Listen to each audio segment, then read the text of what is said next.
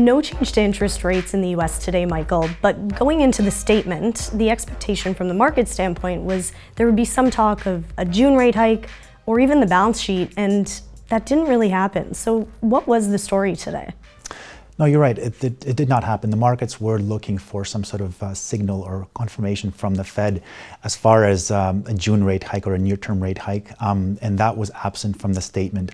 I think several things stood out in today's statement. In particular, the Fed appears to be sort of seeing through the weakness in economic activity in the first quarter, instead highlighting the improvement in the labor market. At the same time, the Fed suggested that it's comfortable with the headline inflation, or it mentioned that it's close to 2% where its target is.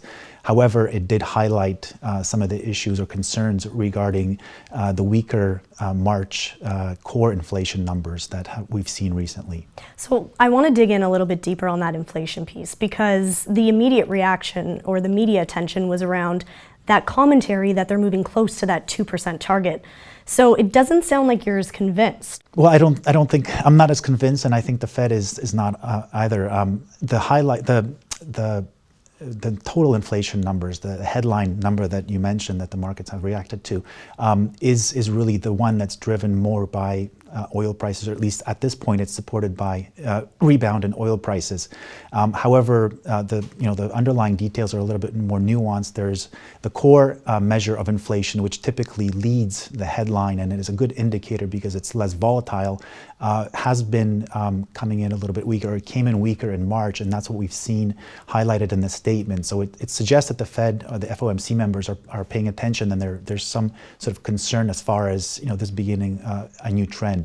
I don't think that's the case, and I don't think the Fed does either. But I think they're looking for confirmation from the data at this point as far as inflation metrics before committing to any near-term hike. So it sounds like it's a bit of a wait-and-see game right now, is what I'm gathering. But if they are data dependent, looking at the market reaction or the expectation going into the next Federal Reserve meeting, there's about a 70% probability of a hike going into June. Yeah, and I think that's reasonable. That's kind of along the ballpark of where we see things happening. I think a lot of that is riding again on the data. I think both the markets and the Fed expects things to rebound. They're seeing through the Q1 weakness, which has been, the economy slowed in the first quarter. So again, all of this is, all eyes on data at this point, and there's an anticipation that data is going to be coming in much stronger going forward, as Q2 numbers begin rolling in.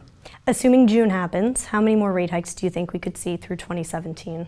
Well, I think two more, I guess June, and then one more later that year, or later this year is entirely plausible. Again, if the data cooperates, at this point unemployment is very low.